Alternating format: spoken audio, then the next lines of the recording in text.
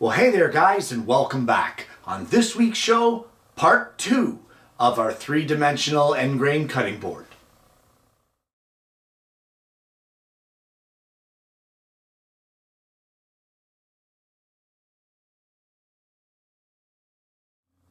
Well, as I mentioned at the end of last week's show, this was never intended to be a multi-part build. In fact, it was supposed to be a one-part, but in the name of providing you all the information that I can, I ended up dividing it in half so that it wouldn't be a 2-hour, an hour-long show. Guys, we're going to get right into this now with the rest of this build. So let's have a look at what we've got so far. Well, here we are the next day. We have unclamped our glue ups, and our next step is to flatten these boards. No matter how careful you are, you're still going to get some uneven surfaces. So we're going to run these through the thickness planer, but I will stress that take off as little as you can. Just the bare minimum that you need to take off in order to flatten this. Do not take off any more than that. As well, I would suggest avoiding snipe. The more snipe you get, you're going to lose pieces of your board. So what I'm going to be doing is I will be cutting some scrap pieces of pine that will serve as runners on either side of this project so that the pine will take the snipe and not our board.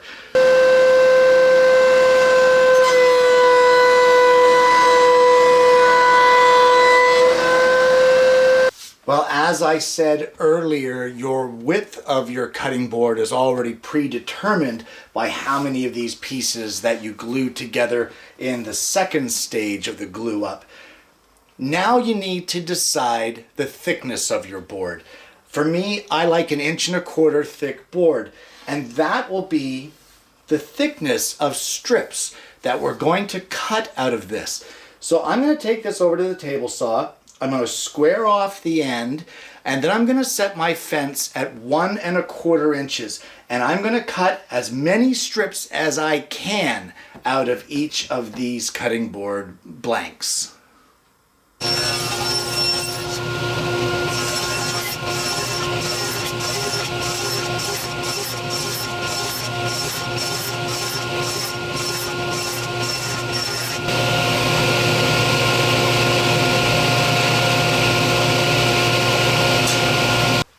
Well, this is usually the part of the build that no matter how many of these I make, it still confuses me. So bear with me while I muddle my way through it. We now need to flip all of these pieces 90 degrees. However, there are some pieces that will need to be flipped end on end in order to make the pattern work out. And you'll see what I mean here in just a minute. So we'll take the first one and flip it up on end. And then we'll flip this one up on end. Now you see that this doesn't look like much and it doesn't line up. So this one actually has to rotate this way. Can you see that there? Now this one here, we're going to flip up on end, just like that. And then this one here has to rotate. Oh, and then rotate again. There we are, just like that. This one here, the same thing. Rotate up into place. This one here flips 90 degrees, but then rotates so that you get that zigzag pattern again, alternating species. And we'll just continue with this until we get the entire cutting board lined up and we have confirmed that it is the way that we want it.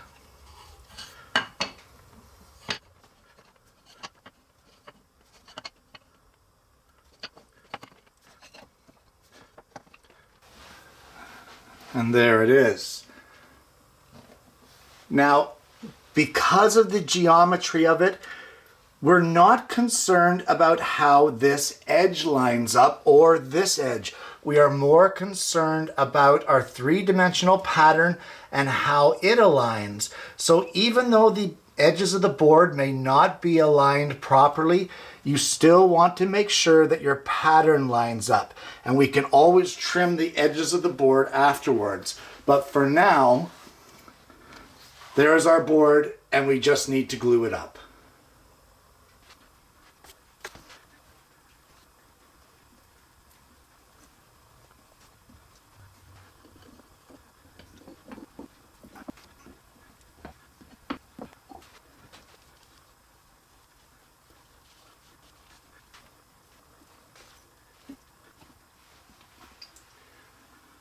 Well, you don't have much of an opportunity to change things once you've got it clamped. So go through quickly and make sure that all of your blocks are aligned as you want them, because once they start to set, you're not going to be able to change it. So I guess there's nothing really to do here until this dries. So let this dry up just a little bit, and then you can come back and scrape off the squeeze out, and then we can go from there.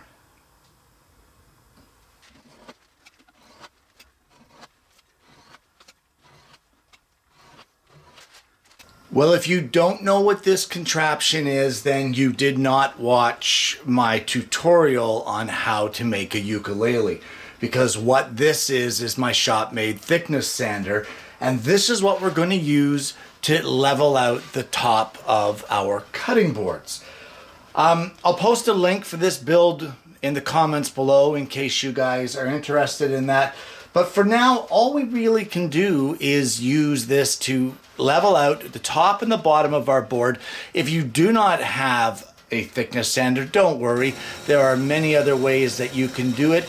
You could use a random orbital sander. You could use a handheld belt sander. The only thing I would not recommend is using your thickness planer. Well, I thought that I would also show you the method of using a belt sander. And just make sure that you have a stop on your bench to keep this thing from flying off, and as well dust collection and dust mask, guys. It's essential for this project.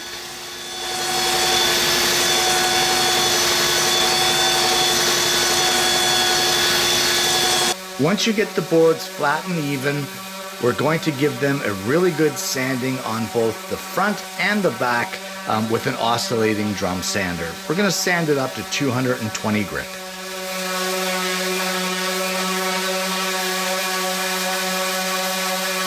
And with our board all evened out now and fully sanded up to 220 grit, we now need to even out the sides. So we're going to get a ripping blade installed in the table saw, and we're going to head over there and clean this up. Well, in order to square up this board, all I've done is I've taken a piece of MDF, 1/4 inch thick, that I know is square. I've tested it, and I've lined it up with our one flat edge of our board. All I'm going to do then is use this section here that's extending past our board. That will be our flat edge. We know it's square to this, so as we run it through, it will trim off this end of the cutting board, making it a clean cut, square to the ends, and then we just have to adjust our fence, and we can use our newly squared edge in order to cut the opposite side.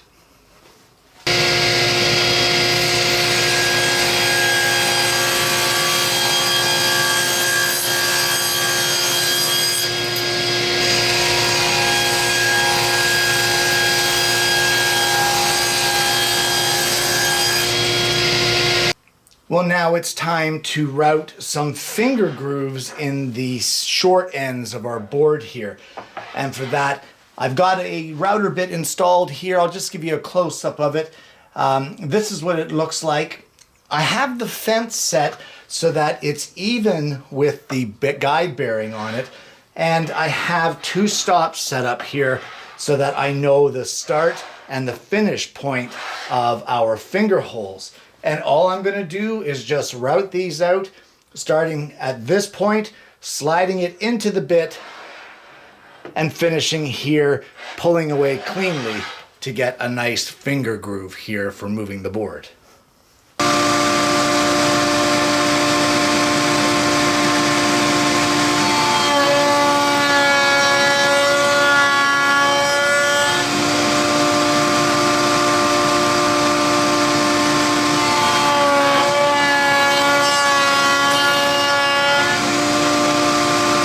And then our last step is we will put a 1/4 inch round over all the way around on both top and bottom of our cutting board.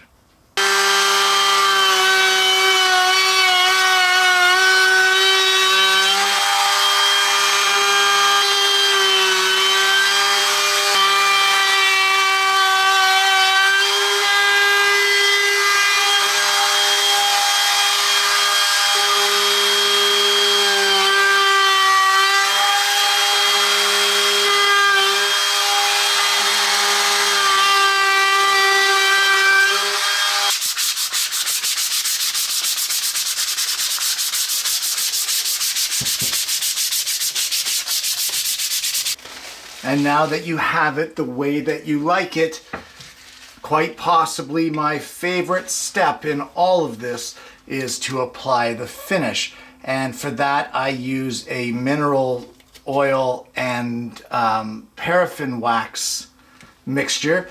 I have a show on that, an episode of the show on that. I'll post a link, but this is why this is my favorite part. Oh my goodness, check this out. I love the way that it suddenly comes alive. I love the way that the walnut suddenly goes dark and the cherry suddenly goes that red, and you've gone from this pale sanded board to this absolutely beautiful piece of work. Guys, really, check that out. That's unreal. I love it. And there you have it. A tumbling block 3D end grain cutting board. Guys, this project is a ton of work, is what it is.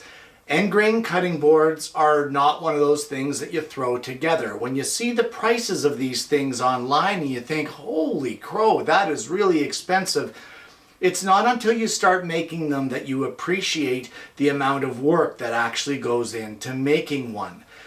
This one here, 4 days. Not 4 full days, mind you, but a good portion of those days with the glue ups and the cutting of the strips and the milling of the stock from 8/4 rough cut and that sort of thing. It is a lot of work, and you know what? It's work that is worth it. Because when you see the results like this, oh my goodness, this is incredible. And this is a cutting board that will outlive you. It will pass on from generation to generation. And honestly, I've never seen one of these wear out. I honestly haven't. And although I've done end grain cutting boards on the show before, this one is completely different with an extra glue up in there to give you the results of the 3-dimensional blocks that you need. Guys, I hope you've enjoyed this series. It honestly was not meant to be a 2-parter, but that's the way that it worked out, and I'm okay with that. We're not in a hurry to plow through the show, and as long as you're interested in getting the information, hopefully you aren't in a hurry for that as well. If you haven't already, guys, please don't forget to like and subscribe and click the bell so that you don't miss the notifications of future episodes of the show. I'm going to post the link to my program about making cutting board coatings, and hopefully that's going to help some of you guys out. And you know what, guys, I honestly hope you're going to join me next week when I bring you yet another woodworking video.